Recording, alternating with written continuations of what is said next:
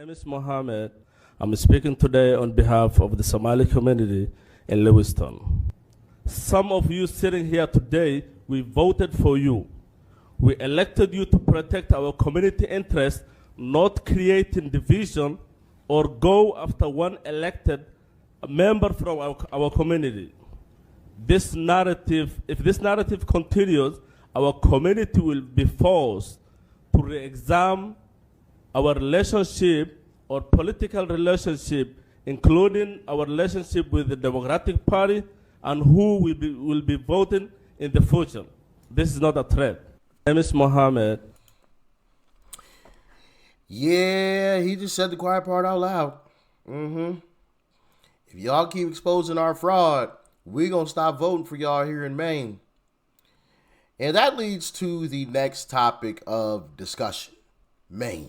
Because like Minnesota in California, there's a lot of fraud going on across this country, and Maine is next up in the spotlight. And I saw this video that one of you guys sent me, and I want to play it for you guys because a guy did some deep diving into the fraud that's going on in Maine, and what he uncovered is absolutely mind-boggling. So we're going to be jumping into that. I greatly appreciate everyone that sends me different clips and tags me in different things. I really do appreciate it. So shout out to y'all because that's where this came from.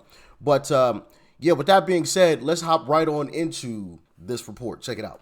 Steve Robinson is my guest. He is the editor-in-chief of the Maine Wire. Steve, so good to see you. Thank you for being here. Thank you very much for having me on, Liz. And Alpha News has been covering fraud in Minnesota. You have been covering fraud in Maine. We both recently appeared on Tucker Carlson's show together. I think, as with many of our viewers, I was kind of in shock listening to you, hearing about the many similarities that we've been reporting on for years now.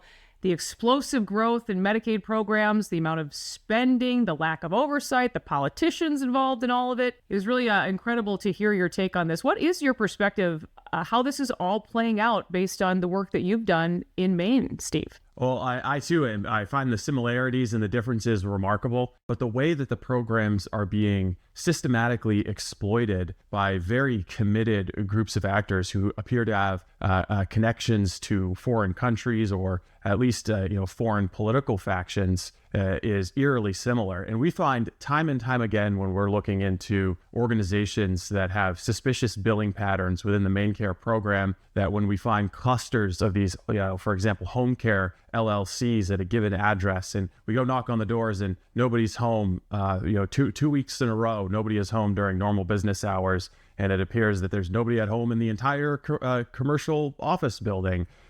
We'll look into those businesses and the owners, and we'll Office buildings completely empty. Homes, nobody answers for weeks during what would be regular business hours. But there's no fraud going on according to Democrats, right? Okay. find that they've also got LLCs in Minnesota, and they've also got properties in Minnesota. So we find these connections all the time, and it leads me to believe that we're not dealing with, as the national media has suggested, a separate and discrete scandal under Governor Tim Walz in Minnesota and a separate and discrete scandal in Maine under Governor Janet Mills. These are really the same thing. They're different parts of the elephant, so to speak. But it's one organization that I believe is backed by nation-state level actors. I think the government of Somalia is backing this as a nation-building project to increase the flow of remittance money into the country. It certainly seems the evidence is all there pointing to just that. In Minnesota, we suffered fraud at a massive scale with the $250 million Feeding Our Future scandal.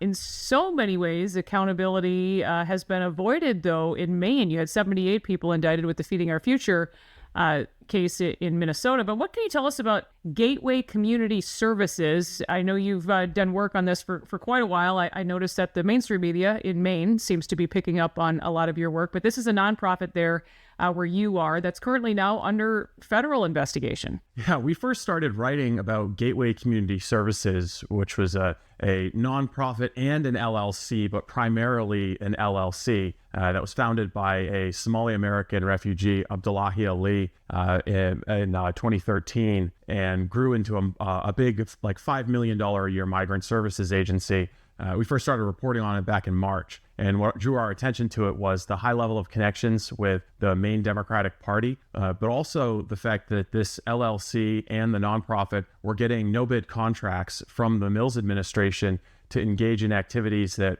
very closely mirrored, basically were identical to political canvassing. And when we dug a little further, we discovered that Abdullahi Ali, the CEO, was in fact running for president of Jubaland, Somalia, the semi-autonomous region of southern Somalia. At the same time, he's receiving $5 million a year, roughly, in Maine Care money, millions of dollars in no-bid contracts, close to $700,000 in a PPP loan, and likely some forms of government money through partnerships and arrangements we don't even know about or haven't discovered yet. At the same time this money is flowing to him, he's running for an office in a foreign state and is doing Somali language media interviews in which he's bragging about personally bankrolling a paramilitary organization that he is going to use to depose the sitting president, Madobe, in Jubaland. We thought this was just remarkable. As a Maine reporter, I never thought that I would need to know, the internal politics of Jubaland, Somalia. But here we are. We reported on that, and weeks later, a whistleblower who was a former employee came to our attention and said that he'd been fired for raising concerns at the company after looking at our reporting, and he handled accounting for them for 5.5 years, submitting Medicaid billing. And the story that he told us was a story of systematic exploitation of the personal support services program under Maine Care that allowed for this organization to basically invent services and get paid for services that were never rendered. That was the story that he told. And it's the story that he told, by the way.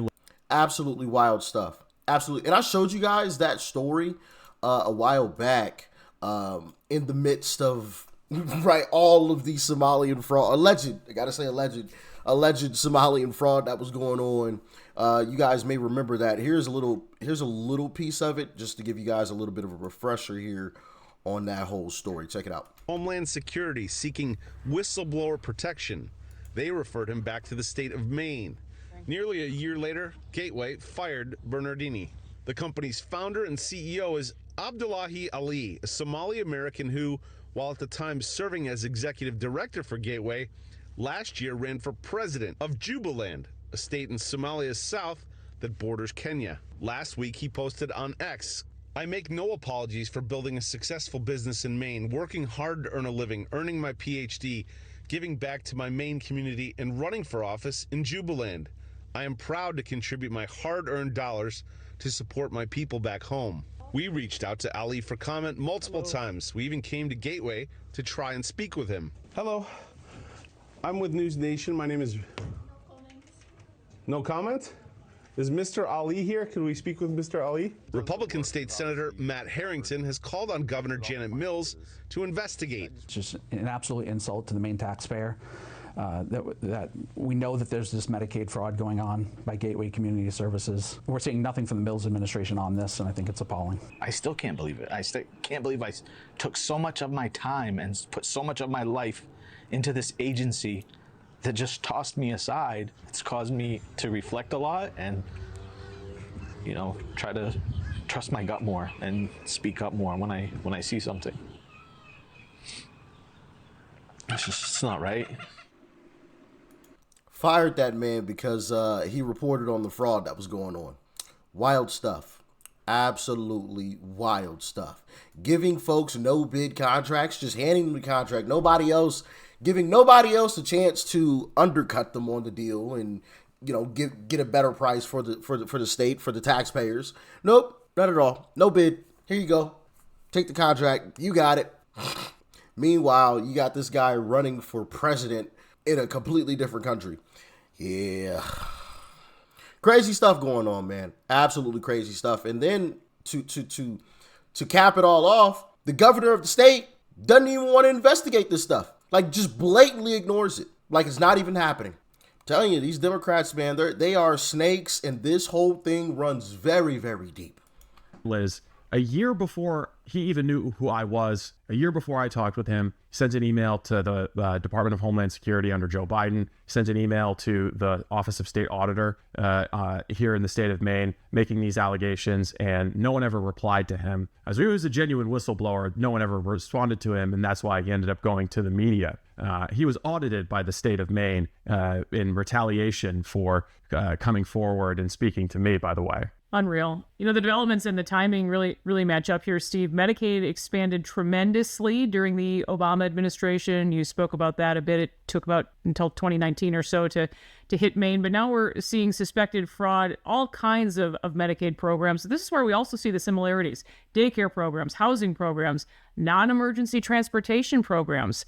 All seems to be the same playbook. Yeah, the interesting thing is everybody is coming to me and saying, "Hey, are you looking for the daycare facilities in Maine? Where are all the daycare facilities?" Well, we have a similar program with a similar acronym, but what we really have is a blossoming of personal support services. So under our Maine Care rules, you can be paid for providing assistance with the tasks of daily living. So these could be shopping for groceries, cleaning your house, bathing, very basic things. And if you get qualified for that, if you get on Medicaid and you're qualified for that, you can get these services from a company like Gateway. And there's a huge expansion of the number of people who are qualified for these services, and each one of them becomes a meal ticket for these LLCs that provide home-based services. Because if you get one of those people as your clients, you're tapping into funding from Maine Care, guaranteed funding from Maine Care. And it's an open question as to whether these services are actually being provided because of the level of manipulation that's allowed on the electrical verification system. But this system, which was meant for accountability, allows the administrator of this company to log into the back end and, just as easy as typing numbers into an Excel spreadsheet, invent fake service hours provided and then send it to the state of Maine. The state of Maine automatically pays it. And only later, maybe 2 years later, will they look back, audit a batch of those claims. And if they see something that's fishy, then they'll start to dig a little bit deeper. But you can go and bill the state of Maine up to $1 million, be audited, and then they'll turn off the spigot eventually when you can't show any documentation for any of the services you claim to have provided. But there's never any criminal charges. You don't pay the money back. You just abandon the business and you can go start another Maine Care business. And we have evidence of that happening. We have public records showing the same exact people abandoning businesses during an audit, starting new ones, and they continue to bill over millions of dollars to the Maine Care system. You know what?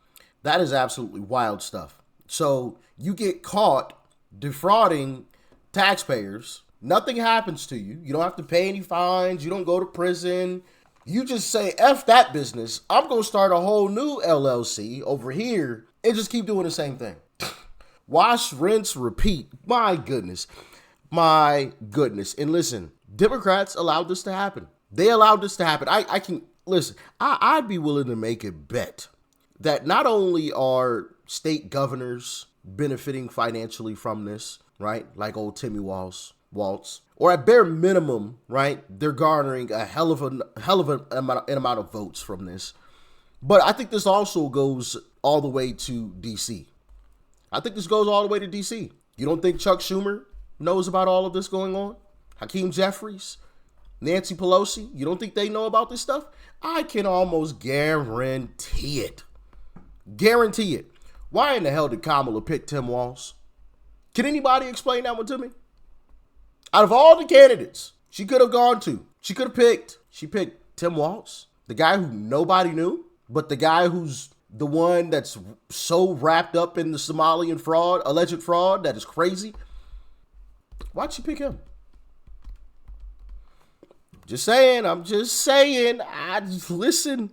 They always say follow the money, and there will be your answer. So I don't know, man. Crazy stuff. But I wanted to show y'all that because I just thought that was just absolutely mind-boggling. The fact that these folks are able to get caught years later, mind you, and then just restart a whole nother business. No repercussions, no fines, no nothing. Just start a whole new business and just keep doing it all over again. It's crazy stuff, man. Y'all get in the comments. Let me know your thoughts and your opinions about all of this.